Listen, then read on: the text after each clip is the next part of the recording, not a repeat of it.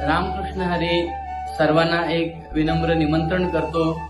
श्री श्री राधा गोपालनाथ संत वामन भाऊ भगवान बाबा संस्थान श्री क्षेत्र पाटणोली धाम याच्या प्रथम तपपूर्ती सोहळ्यानिमित्त आमच्या रायगडमध्ये पहिल्यांदाच पंचकुंडी भव्य विष्णू याग होणार आहे।